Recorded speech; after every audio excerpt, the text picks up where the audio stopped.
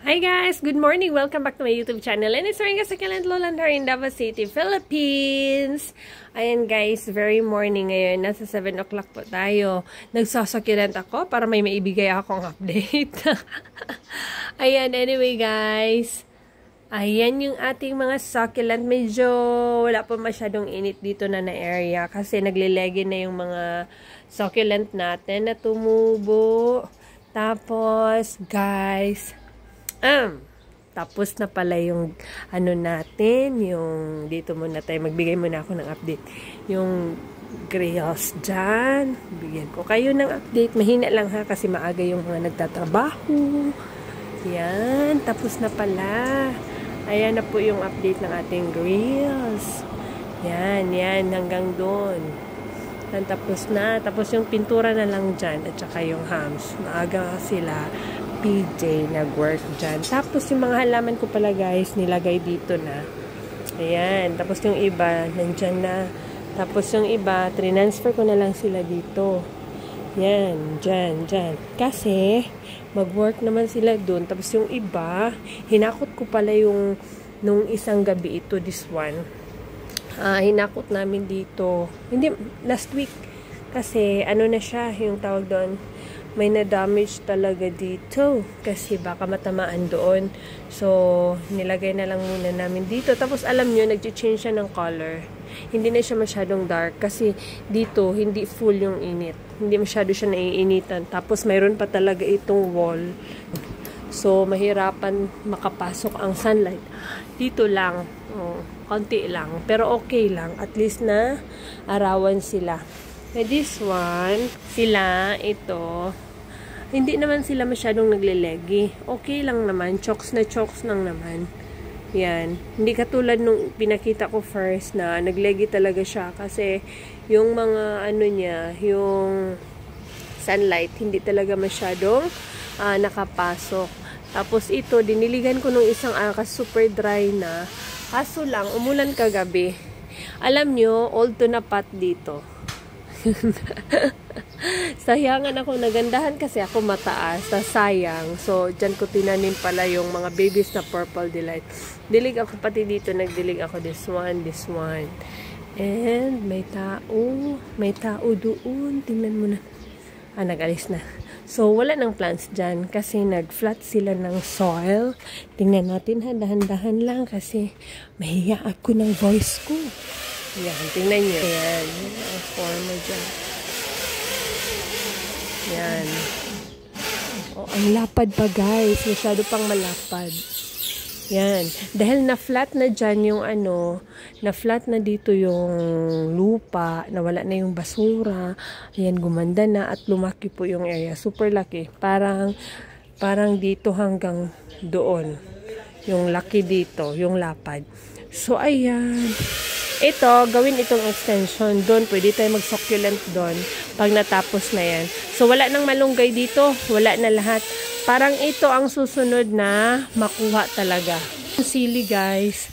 Pero, don't worry, si Ma'am Abby, naghingi siya ng seedling. Nilipat namin yung mga seedling.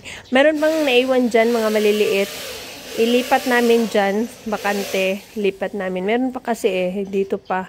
So, kailangan kunin yan kasi mag-extension dyan, madamay yan. So, kinuha na namin yung lemsito, yung iba pa.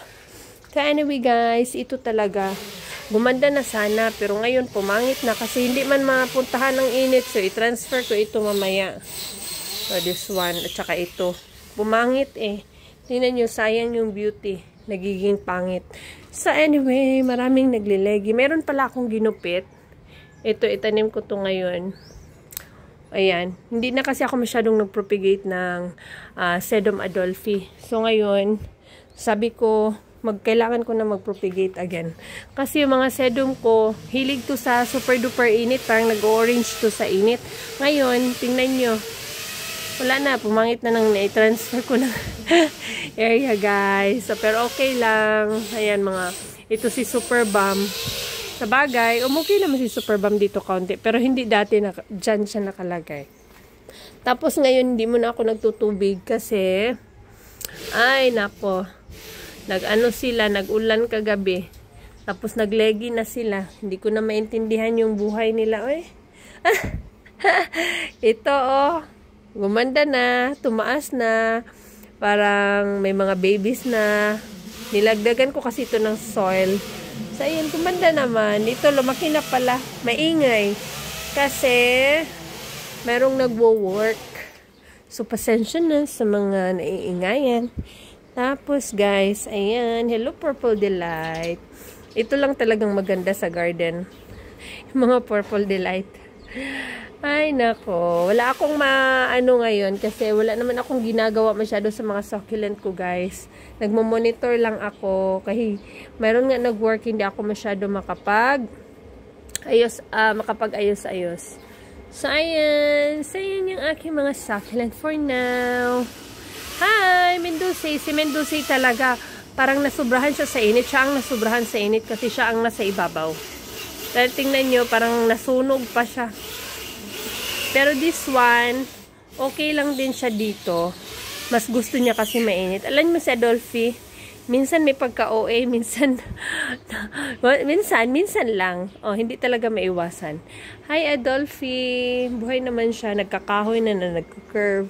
Ito yung iba, okay naman sila, guys. Gusto ko nang ipatong yung mga nandito. Ayan, kaso wala pa tayong... Hala, nasunog!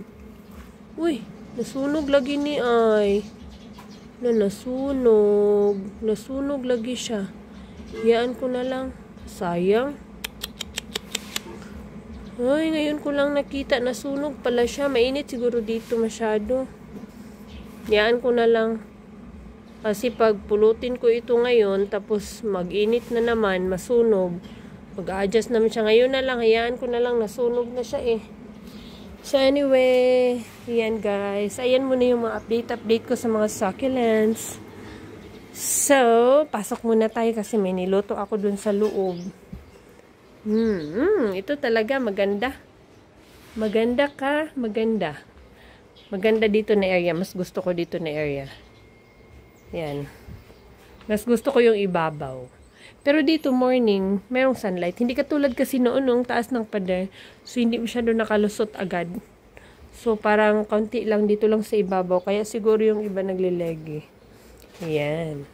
So, guys, yung pinarito ko, guys, ayan. Uy, bakit may mga ganito?